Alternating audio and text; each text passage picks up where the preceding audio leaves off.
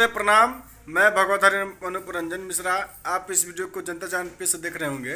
तो मैं आप सभी को बता दूं कि पवन सिंह का एक गाना जो कि विदेशों में भी अब धीरे धीरे फेमस हो रहा है, एकदम लॉलीपॉप गाने की तरह, जो आपके कंप्यूटर स्क्रीन पे यहाँ पे चल रहा है, आप इसको देख सकते हैं।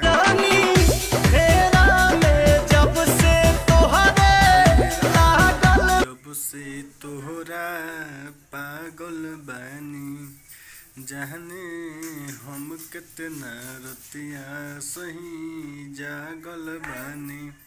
जैसा कि आप सब इस वीडियो में देख सकते हैं, जो कि आपके स्क्रीन पे चल रहा है। तो ये भी गाना धीरे धीरे विदेशों में वायरल हो रहा है और इसको लोग प्यार दुलार और आशीर्वाद दे रहे हैं लॉलीपॉप गाने की तरह में। अब बात करते हैं लॉलीपॉप गाने की। तो आप सब के स्क्रीन पे चल रहा होगा यह गाना।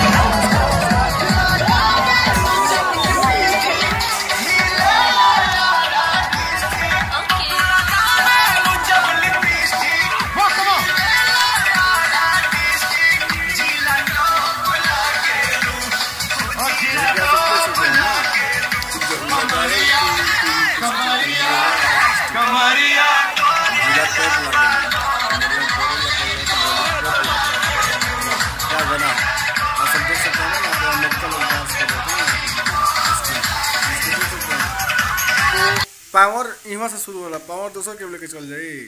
खाली झमकावला से होई, खाली झमकावला से ना होई। इसलिए आप सब ऐसे ही अपने पावर स्टार को लव करते हैं। आज पूरा दुनिया लव करता है। और लॉलीपॉप गाना का तो अभी तक ये खुद पावर स्टार भी अपना रिकॉर्ड नहीं तोड़ पाए हैं। का अभी भी व्यूज जा रहा है और वैसे ही आगे धमाल करते रहेंगे वो। अगर यह वीडियो आपके दिल तक पहुंचा हो तो जनता जवान पेज को लाइक करें, शेयर करें, कमेंट करें और चैनल को सब्सक्राइब करें, ताकि हमारा हौसला बढ़ेगा और हम ऐसे ही आगे बढ़ते रहेंगे और आप सभी के लिए नए नए वीडियो लाते रहेंगे। तब तक के लिए जय हिंद, लव यू, बाय।